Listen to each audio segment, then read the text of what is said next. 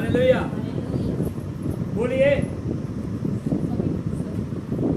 कर देते हैं, दिल से करते हैं कि कभी वो सामने आ जाए फिर याद आ जाते हैं। हालेलुया।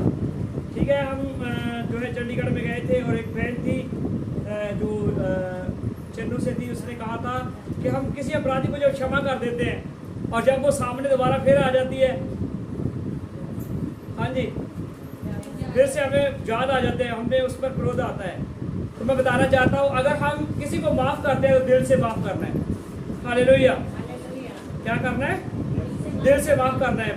क्योंकि क्या है, प्रभु ने हमारे सामने एक वचन रखा है। कितने लोग हैं जो हम जो पाक प्रार्थना बोलते हैं, हर रोज बोलते हैं हम, और इसके बीच में एक वचन आता है, मत्ती की जी 6 अध्याय उसका 12 वचन। तो जहां लिखा है,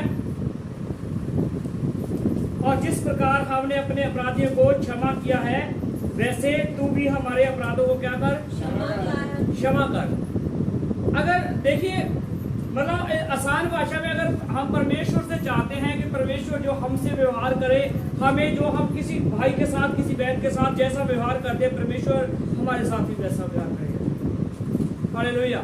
क्या होता है कि हम क्या कहते हैं, मैं आपको बताना चाहता हूँ, कभी कभार जो घरों के बीच में कोई लड़ाई, कोई झगड़ा होता है ना, छोटी सी बात में वो बात खत्म होने वाली होती है, परंतु हम उसको क्या कर लेते हैं, उसको बढ़ा देते हैं, इसको लड़ाई को खत्म करने के बजाय उसको और जो है उसके बीच में, जैसे मैं आपको बताना चाहता हूँ, बहुत से भाई बहन जब मार्ग से रास्ते से गुजरते हैं, वो लोग क्या है, आवाज़ सुनते हैं तो वो लोग उसको ये नहीं कहते कोई बात नहीं भाई, ये बातें आम है, चलती रहती है।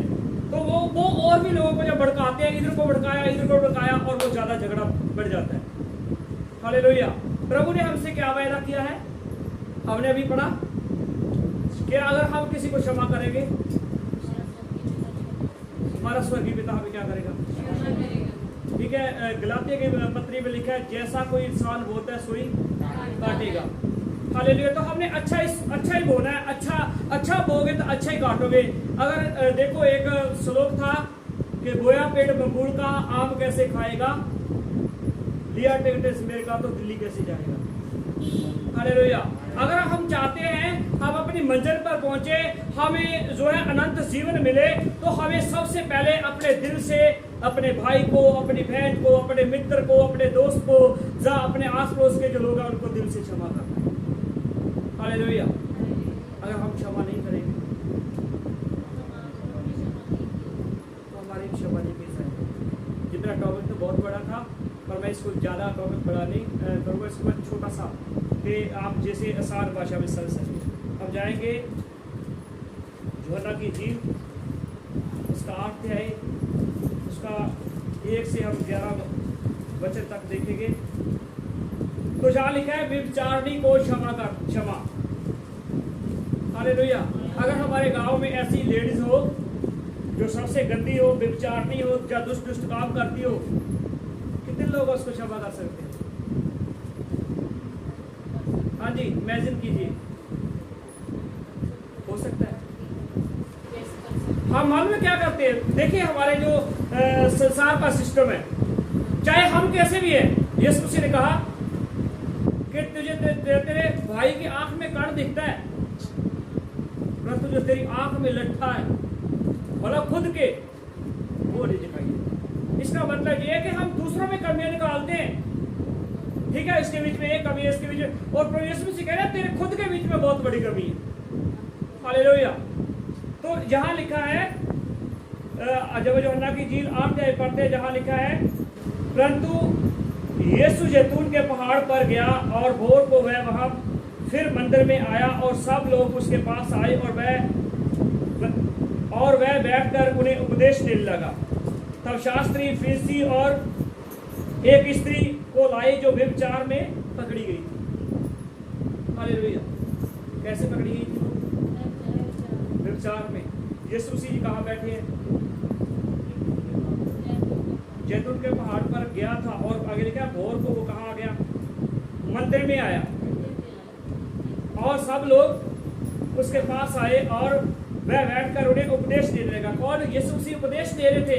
क्या है, आज बहुत से हम देखते हैं कि कोई अपने लिए कोई अच्छा काम कर रहा है, नेक काम कर रहा है, और हम लाकर क्या है, जैसे पंजाबी बोलते हैं ना, नवी सूड़ी पालनी, हम अपनी बात मुख्य रखते हैं कि तुम ये काम को छोड़ दो, पहले मेरी बात को क्या करो।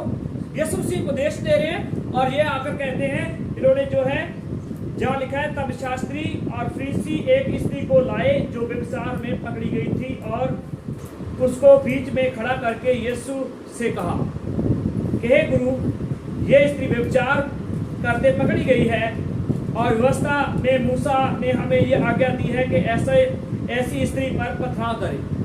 अब मतलब क्या है, मूसा की शरह के अनुसार उनको आज्ञा थी कि वो उसको पथराव करके मार सकते थे। यीशु मसीह के पास क्यों लेके आए? हालेलुया, क्यों लेके आए? क्या आवश्यकता?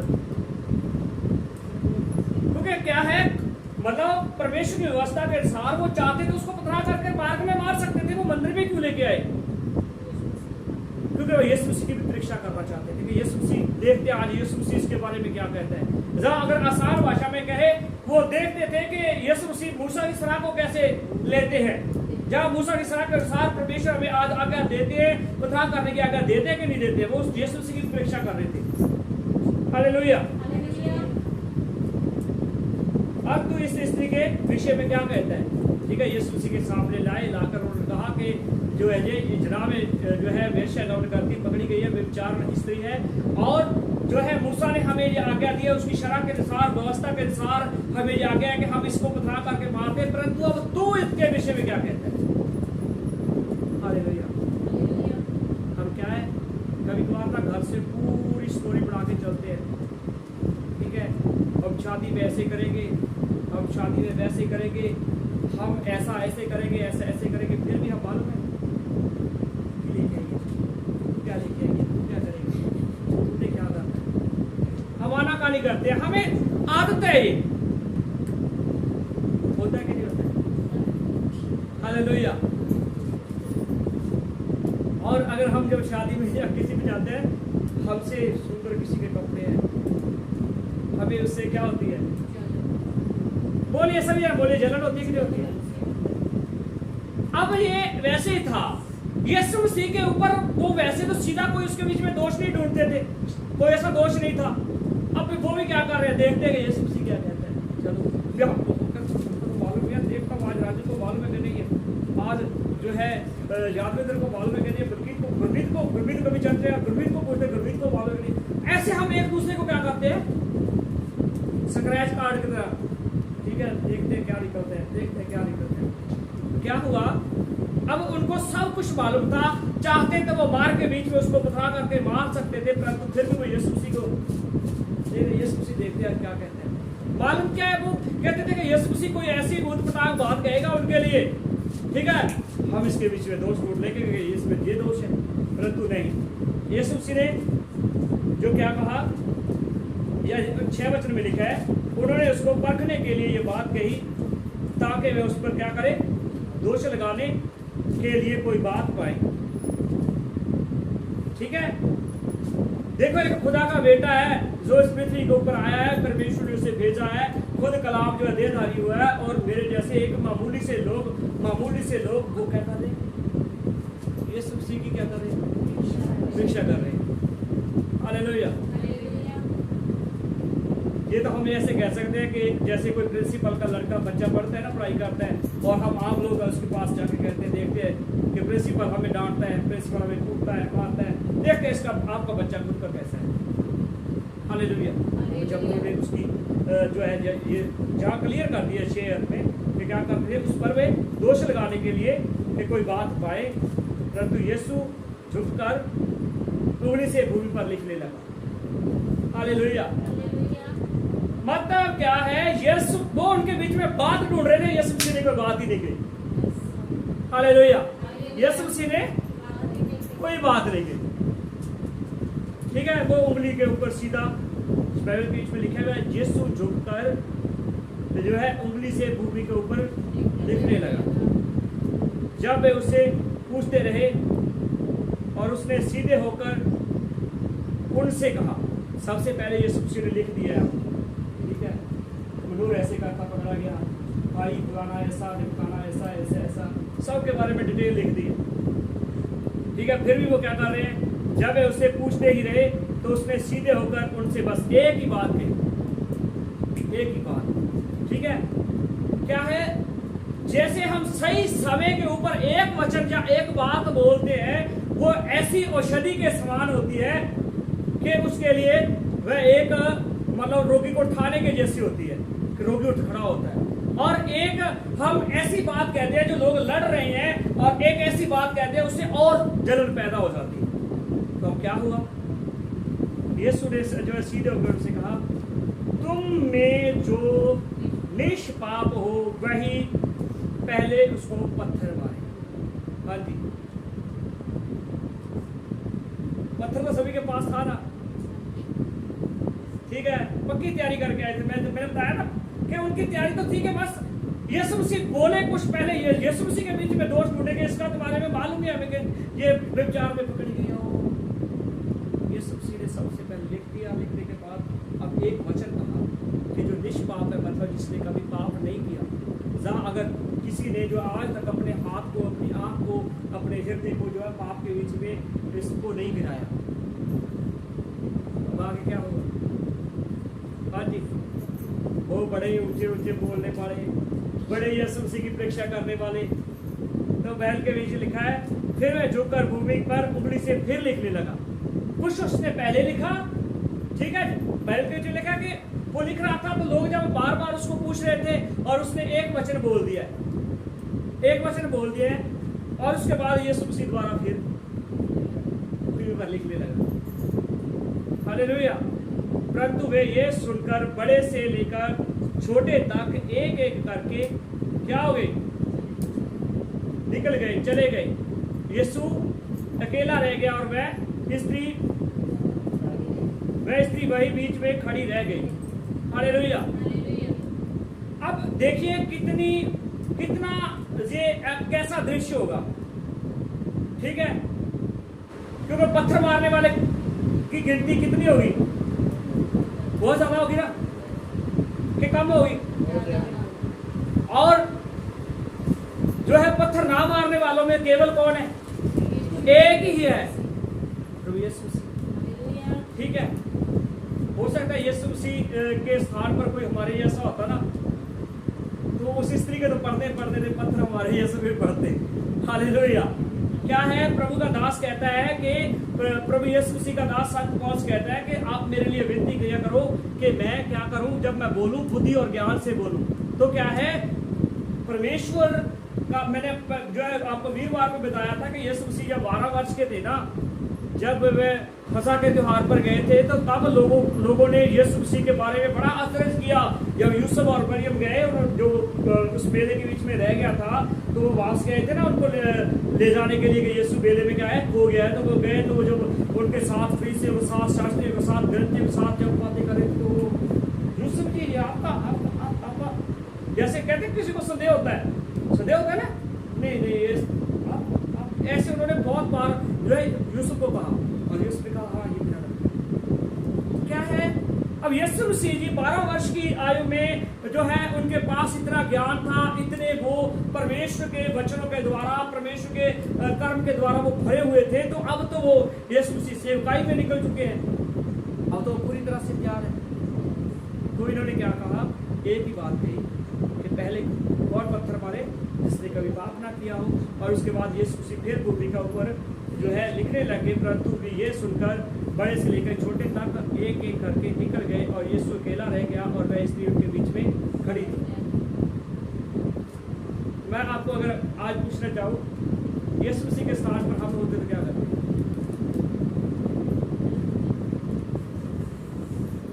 हालेलुया, बोलिए, हम होते तो क्या करते? हाँ जी, बोलिए, क्या आपका देखिए क्या है, मेरा हमेशा मैं जब प्रचार करता हूँ ना, तो मैं क्वेश्चन करता हूँ, बातें करता हूँ, आपसे पूछता हूँ आपकी इसके बारे में क्या राय है, आप क्या, अगर हम होते तो क्या करते? हाँ जी,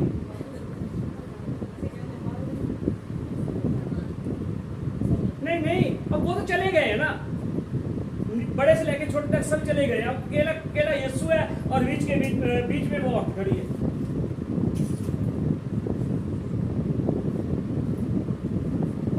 हालेलुया, बोलिए। इतना बड़ा दिल था कि हम भी माफ कर देते। हालेलुया, हाँ या ना? हम उसको माफ करते का ना करते? नहीं करते ना। तो यीशु मसीह ने क्या कहा? 10 वचन में पढ़ते हैं, यीशु ने सीधे होकर उनसे कहा, हे नारी वे कहाँ गए? अब यीशु मसीह ने उससे क्वेश्चन किया, किससे? उस औरत से, कि वे कहाँ गए? और उसने कहा कि हे प्रभु,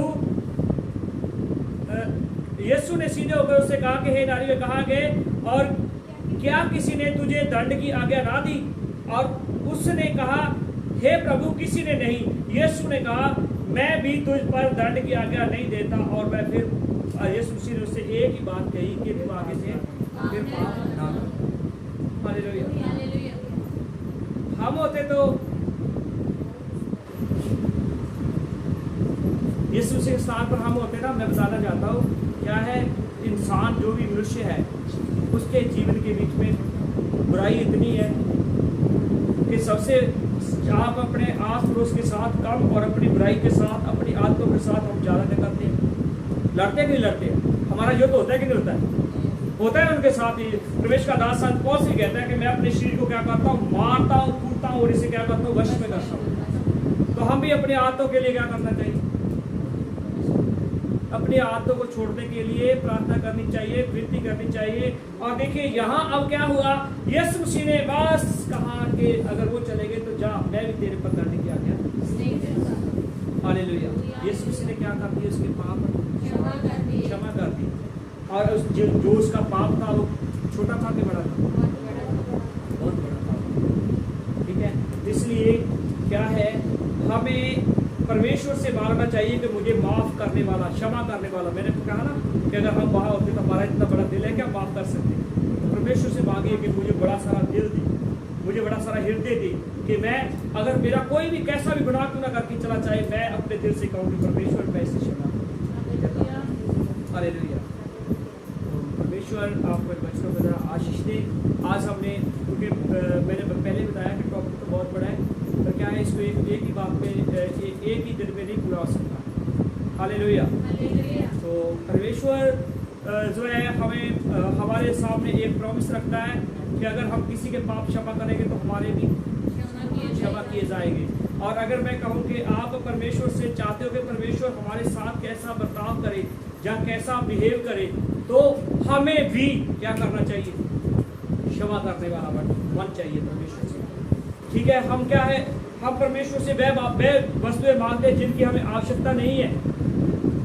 मैंने पिछले रविवार भी बताया था कि परमेश्वर जो लोग थे, कभी भी कहीं भी चेले ने यह प्रार्थना नहीं की परमेश्वर मेरे को इस बात की घटी है, मेरे को इतना धन चाहिए, इतनी दौलत चाहिए, कहीं नहीं की। बैल लिखा है, जब ये लोग पवित्र आत्मा से भर गए, परिपूर्ण हो गए, वो एक का एक मतलब एकांत में बैठ के लौलीन होकर प्रार्थना किया करते थे, इकट्ठा हुआ करते थे, संगति क्या किया करते थे, घर घर रोटी तोड़ा करते थे। तो बाइबल के बीच में लिखा है कि जो लोग थे वो अपने आप, जब आप आत्मा से भर जाओगे, अपने आप परमेश्वर के लिए काम करोगे, तो वो परमेश्वर के दास के चरणों के बीच में अपनी भेंट क्या है जाकर रखिए। सो हमें ज़्यादा से ज़्यादा वचन को जानने की आवश्यकता है, ज़्यादा से ज़्यादा परमेश्वर से ये मांगिए। आज ये बहुत बड़ी कमी है। हमारे मसीह भाई बहन भी, मैं देखता हूँ बहुत से भाई को देखता हूँ, ठीक है, वो अपनी बहन से नहीं बोलते हैं, वो अपनी माँ से बात नहीं करते हैं, वो अपने पिता से बात नहीं करते हैं।